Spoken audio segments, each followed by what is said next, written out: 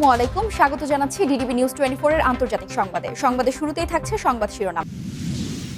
সাবধান হয়ে যান, না হলে দুঃখ আছে। ট্রাম্পকে হুঁশিয়ারি চীনের প্রেসিডেন্টের। শত্রুকে জবাব দিতে এক মুহূর্ত দেরি করবে না ইরান, চূড়ান্ত হুঁশিয়ারি দিল ইরানের সেনাপ্রধান। তীব্র উত্তেজনার মধ্যেই দুটি বিদেশি ট্যাঙ্কার জব্দ করল ইরান। নাইজেরিয়ায় সশস্ত্র গোষ্ঠীর হামলায় নিহত অন্তত ১৬০ জন। যুদ্ধক্ষেত্রে নিহত ৫৫,০০০ ইউক্রেনীয় সেনা, চাঞ্চল্যকর তথ্য ফাঁস। এপস্টেইনের গোপন নথি ফাঁসের পর মুখ খুললেন বিল গেটস, যা বললেন মেলিন্ডা। এতক্ষণ শুনছিলেন সংবাদ শিরোনাম, এখন থাকছে বিস্তারিত। সাবধান হয়ে যান, না হলে দুঃখ আছে। ট্রাম্পকে হুঁশিয়ারি চীনের প্রেসিডেন্টের। গোটা বিশ্ব কার নিয়ন্ত্রণে থাকবে এই নিয়ে আমেরিকা ও চীনের মধ্যে চলে ঠান্ডা লড়াই। যদিও চীনের প্রেসিডেন্ট শি জিনপিং বা মার্কিন প্রেসিডেন্ট ডোনাল্ড ট্রাম্প এই কথা মুখে প্রকাশ করেন না, তবে এবার ট্রাম্পকে হুঁশিয়ারি দিলেন শি জিনপিং। তাইওয়ানকে চীন আমেরিকার সম্পর্কের ক্ষেত্রে সবচেয়ে গুরুত্বপূর্ণ ইস্যু বলে উল্লেখ করেছেন চীনের প্রেসিডেন্ট শি জিনপিং। মার্কিন প্রেসিডেন্টের সঙ্গে ফোন আলাপে এই বার্তা দিয়েছেন শি। বুধবার ৪ ফেব্রুয়ারি শি ট্রাম্পকে তাইওয়ানের এই দ্বীপটিতে অস্ত্র সরবরাহ করার ক্ষেত্রে সাবধান হওয়ার বার্তা দিয়েছেন। যদিও শি বলেছেন তিনি চীনের সঙ্গে যুক্তরাষ্ট্রের সম্পর্ককে বিশেষ গুরুত্ব দেন। একই সঙ্গে তিনি বলেছেন বেইজিং ওয়াশিংটনের মধ্যে থাকা মতপার্থক্য সমাধানের পথ খুঁজে পাওয়া যাবে।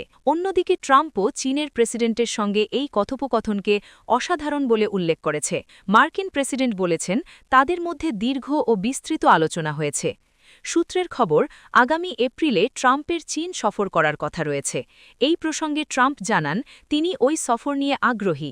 তিনি আরও বলেন যে চীন ২০ মিলিয়ন টন সয়াবিন কেনার কথা বিবেচনা করছে, যা বর্তমান ১,২০,০০,০০০ টন থেকে বেশি। ট্রাম্প তার সোশ্যাল মিডিয়া অ্যাকাউন্ট ট্রুথ সোশ্যালে লিখেছেন, চীনের সাথে সম্পর্ক এবং রাষ্ট্রপতি শি এর সাথে আমার ব্যক্তিগত সম্পর্ক অত্যন্ত ভালো এবং আমরা উভয়েই বুঝতে পারি যে এটাকে এভাবেই ধরে রাখা কতটা গুরুত্বপূর্ণ। আমেরিকা ও চীনের পররাষ্ট্র মন্ত্রণালয়ে দেওয়া তথ্য অনুযায়ী জানা গিয়েছে, নভেম্বরে দুই নেতার মধ্যে বাণিজ্য, ইউক্রেনে রাশিয়ার আক্রমণ, ফেন্টানাইল এবং তাইওয়ান সহ বিভিন্ন বিষয়ে শেষ কথা হয়েছিল। তাইওয়ান প্রসঙ্গ এবং সয়াবিন ছাড়াও বুধবারের ফোনালাপে ট্রাম্প এবং শি ইউক্রেনের রাশিয়ার যুদ্ধ, ইরানের বর্তমান পরিস্থিতি এবং আমেরিকা থেকে চীনের তেল ও গ্যাস ক্রয়ের বিষয়টিও আলোচনা করেছেন বলে সোশ্যাল মিডিয়ায় লিখেছেন মার্কিন প্রেসিডেন্ট। শত্রুকে জবাব দিতে এক মুহূর্তও দেরি করবে না ইরান। ব্যালিস্টিক মিসাইলের আধুনিকায়ন ও সক্ষমতা বৃদ্ধির মাধ্যমে ইরান প্রতিরোধ ক্ষমতাকে নতুন উচ্চতায় নিয়ে গেছে বলে মন্তব্য করেছেন দেশটির সশস্ত্র বাহিনীর chief of staff major general Abdur Rahim মুসাবি। তিনি বলেছেন, শত্রুকে সমুচিত জবাব দিতে ইরান আর এক মুহূর্ত দেরি করবে না। ইসলামী বিপ্লবী গার্ড কোরের একটি মিসাইল ঘাঁটি পরিদর্শনকালে তার সঙ্গে আইআরজিসির এরোস্পেস ফোর্সের কমান্ডার ব্রিগেডিয়ার জেনারেল মাজিদ মুসাবি উপস্থিত ছিলেন।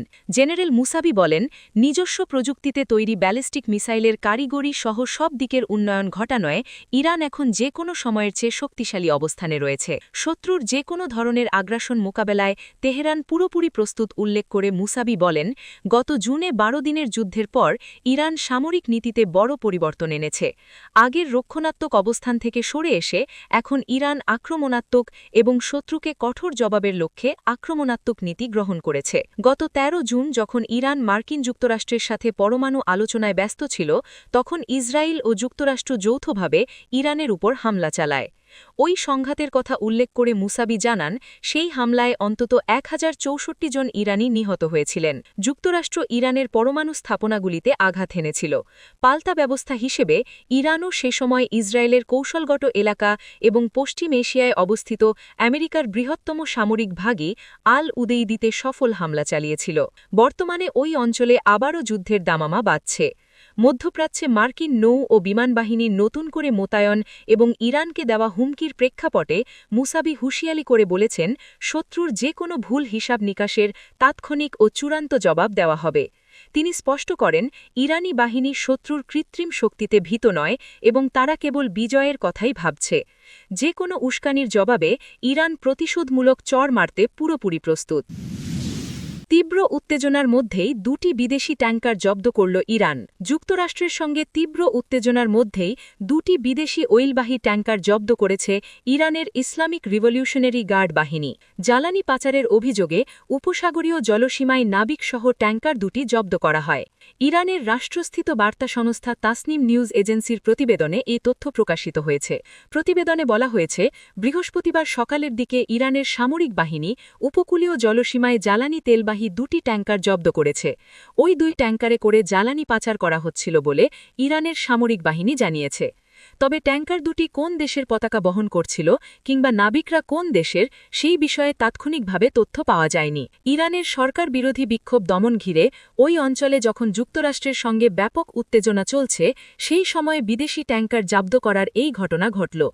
গত ডিসেম্বরের শেষের দিকে ইরানের দ্রব্যমূল্য বৃদ্ধির প্রতিবাদে শুরু হওয়া ব্যাপক বিক্ষোভ পরে সরকার বিরোধী আন্দোলনে রূপ নেয়। এই আন্দোলন দমনে ইরানের শাসক গোষ্ঠী ব্যাপক বল প্রয়োগ করে। এতে বিক্ষোভে ৫,০০০-এর বেশি মানুষের প্রাণহানি ঘটেছে বলে আন্তর্জাতিক বিভিন্ন মানবাধিকার সংস্থা দাবি করেছে। তেহরানের প্রাণঘাতী সরকার বিরোধী বিক্ষোভ দমন এবং মার্কিন প্রেসিডেন্ট ডোনাল্ড ট্রাম্প ইরানকে পারমাণবিক চুক্তি মেনে নেওয়ার সতর্কবার্তা দেওয়ার পর ওয়াশিংটন ওই অঞ্চলে একটি নৌবহর পাঠিয়ে দিয়েছে। ইরানের রাষ্ট্রস্থিত বার্তা সংস্থার খবরে বলা হয়েছে, বৃহস্পতিবার ইরানের রিভলিউশনারি গার্ড বাহিনী উপসাগরে ১০ লক্ষ লিটারের বেশি পাচার করা জ্বালানি বহনকারী দুটি ট্যাঙ্কার জব্দ করেছে। ট্যাঙ্কার দুটির ১৫ বিদেশি নাবিককে ইরানি যুক্তিকার কর্তৃপক্ষের কাছে হস্তান্তর করা হয়েছে বলে IRGC জানিয়েছে। নাইজেরিয়ায় সশস্ত্র গোষ্ঠীর হামলায় নিহত অন্তত ১৬০ জন। নাইজেরিয়ার পশ্চিমাঞ্চলে কোয়ারা অঙ্গরাজ্যের দুটি গ্রামে সশস্ত্র গোষ্ঠীর হামলায় ১৬০ জনের বেশি মানুষ নিহত হয়েছে। চলতি বছরে এটি দেশটির সবচেয়ে প্রাণঘাতী সশস্ত্র হামলা বলে জানিয়েছেন স্থানীয় কর্মকর্তারা।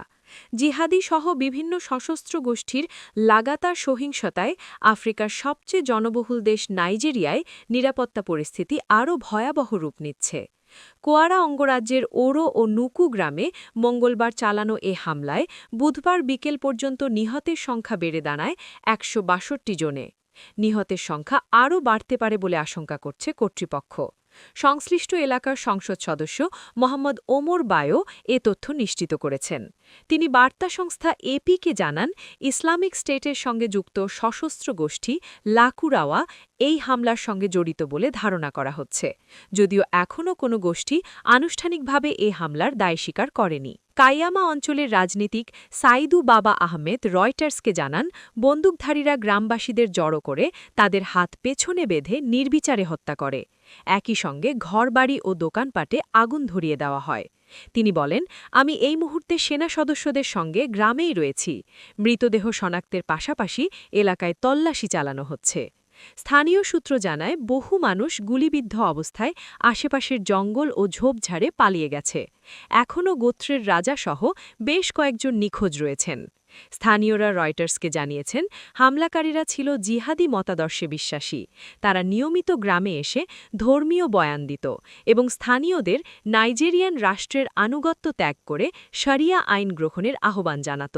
মঙ্গলবার এক ধর্মীয় সমাবেশ চলাকালে গ্রামবাসীরা বিরোধিতা করলে বন্দুকধারীরা গুলি চালায়। মানবাধিকার সংস্থা অ্যামনেস্টি ইন্টারন্যাশনাল জানিয়েছে, গত ৫ মাস ধরে হামলাকারীরা গ্রামবাসীদের হুমকিমূলক চিঠি পাঠিয়ে আসছিল।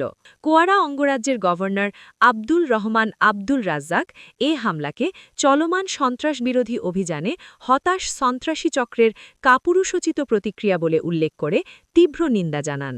কোয়ারা অঙ্গরাজ্য নাইজার অঙ্গরাজ্যের সীমান্তবর্তী এলাকা। সাম্প্রতিক সময়ে অঞ্চলটিতে সশস্ত্র গোষ্ঠীগুলোর তৎপরতা বেড়েছে। যুদ্ধক্ষেত্রে নিহত ৫৫,০০০ ইউক্রেনীয়।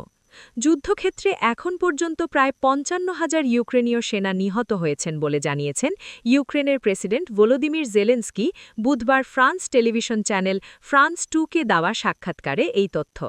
তুরস্কের সাধারণ সংবাদ মাধ্যম TRT ওয়ার্ল্ড এ খবর জানিয়েছে। জেলেনস্কি বলেছেন, ইউক্রেনে আনুষ্ঠানিকভাবে যুদ্ধক্ষেত্রে নিহত সেনাদের সংখ্যা প্রফেশনাল বা বাধ্যতামূলকভাবে নিয়োগপ্রাপ্ত মোট ৫৫,০০০। তিনি আরও বলেছেন, এখনও বিপুল সংখ্যক মানুষকে আনুষ্ঠানিকভাবে নিখোঁজ হিসাবে তালিকাভুক্ত রাখা হয়েছে। অন্যদিকে মার্কিন যুক্তরাষ্ট্রভিত্তিক think tank centre for strategic and international স্টাডিজের একটি প্রতিবেদনে বলা হয়েছে, যুদ্ধ শুরুর থেকে 2026-এর বসন্তের মধ্যে উভয় পক্ষ মিলিয়ে মোট সামরিক হতাহত, আহত এবং নিখোঁজের সংখ্যা প্রায় 20 লাখে পৌঁছতে পারে। সিএসআইএসের হিসাবে এই যুদ্ধে রাশিয়ার প্রায় 12 লাখ সেনা হতাহত হয়েছে এবং ইউক্রেনের ক্ষেত্রে এই সংখ্যা 5 থেকে 6 লাখের মধ্যে। প্রতিবেদনে আরও বলা হয়, যুদ্ধ শুরুর প্রায় 4 বছরে রাশিয়ার প্রায় 3,25,000 সেনা নিহত হয়েছে বলে ধারণা করা হচ্ছে। অন্যদিকে যুদ্ধটি সাধারণ জনগণের ওপরেও ভয়াবহ প্রভাব ফেলেছে। জাতিসংঘ পর্যবেক্ষকদের মতে 2025 সালে ইউক্রেনের সামরিকদের মধ্য থেকে 2022 সালের পর সর্বোচ্চ মৃত্যু হয়েছে। জাতিসংঘ মানবাধিকার বিষয়ক উচ্চ কমিশনারের কার্যালয় জানিয়েছে, শুধু 2025 সালেই অন্তত 2500 জন সাধারণ মানুষ নিহত এবং 12,000-এর বেশি মানুষ আহত হয়েছেন। তবে প্রকৃত সংখ্যা আরও বেশি হতে পারে বলে সতর্ক করেছে সংস্থাটি। এপস্টেইনের গোপন নথি ফাঁসের পর মুখ খুললেন বিল গেটস, যা বললেন মেলিন্ডা। মার্কিন কুখ্যাত যৌন অপরাধী জেফ্রি এপস্টেইনের সঙ্গে কাটানো সময় নিয়ে প্রকাশ্যে অনুতাপ জানিয়েছেন মাইক্রোসফটের সহপ্রতিষ্ঠাতা বিল গেটস।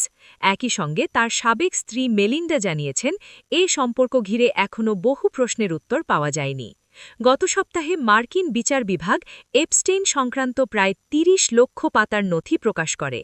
এসব নথিতে উঠে আসে বহু বিখ্যাত ব্যক্তির সঙ্গে এপস্টেইনের ঘনিষ্ঠতা, অবৈধ আর্থিক লেনদেন এবং ইমেল যোগাযোগের তথ্য। প্রকাশিত হয় ব্যক্তিগত ছবিও। নথির একটি খসড়া ইমেইলে দাবি করা হয়, বিল গেটস বিবাহ বহির্ভূত যৌন সম্পর্কে জড়িত ছিলেন। অস্ট্রেলিয়ার 9 নিউজকে দেওয়া সাক্ষাৎকারে বিল গেটস বলেন, তিনি 2011 সালে এপস্টেইনের সঙ্গে প্রথম দেখা করেন এবং পরবর্তী 3 বছরে কয়েকবার তার সঙ্গে ডিনারে যান। তবে কখনও এপস্টেইনের ক্যারিবীয় দ্বীপে যাননি এবং নারীদের সঙ্গে কোনো সম্পর্ক ছিল না বলেও জানান তিনি। গেটস বলেন, আমি তার সঙ্গে কাটানো প্রতিটি মুহূর্তের জন্য অনুতপ্ত করছি এবং ক্ষমা চাইছি। তিনি আরও বলেন, ওই খসড়া ইমেল কখনও পাঠানো হয়নি এবং সেটি সম্পূর্ণ মিথ্যা। গেটসের ভাষায়, আমি জানি না সে সেখানে কী ভাবছিল, হয়তো কোনোভাবে আমাকে আক্রমণ করার চেষ্টা করছিল। এপস্টেইনের লেখায় আরও উল্লেখ ছিল, গেটসকে মাদক পেতে সহায়তা করা, রুশ মেয়েদের সঙ্গে সম্পর্কের পরিণতি সামলানো এবং বিবাহিত নারীদের অবৈধ সম্পর্ক সহজ করা। এসব অভিযোগ নাকচ করে দেন গেটস এবং তার মুখপাত্র। গেটসের মুখপাত্র বলেন, এসব নথি শুধু এটুকুই প্রমাণ করে যে বিল গেটসের সঙ্গে সম্পর্ক রাখতে না পেরে এপস্টেইন হতাশ ছিলেন। মানুষকে ফাঁদে ফেলা এবং বদনাম করতে তিনি যে কোনো পর্যায়ে নামতে পারতেন। এপস্টেইনকে ঘিরে বিতর্কের মধ্যে মুখ খুলেছেন মেলিন্ডাও। মার্কিন ন্যাশনাল পাবলিক রেডিওকে দেওয়া সাক্ষাৎকারে মেলিন্ডা বলেন, এসব নথির প্রকাশ আমার বিবাহিত জীবনের কিছু অত্যন্ত বেদনাদায়ক মুহূর্ত আবার মনে করিয়ে দেয়। মেলিন্ডা বলেন, যখনই এসব বিষয় সামনে আসে, ব্যক্তিগতভাবে তা আমার জন্য খুব কঠিন হয়ে যায়। সেখানে যে কোনো বিষয় নিয়ে এখনও যে প্রশ্নই থাকুক, তার উত্তর সংশ্লিষ্ট ব্যক্তিদেরই দিতে হবে।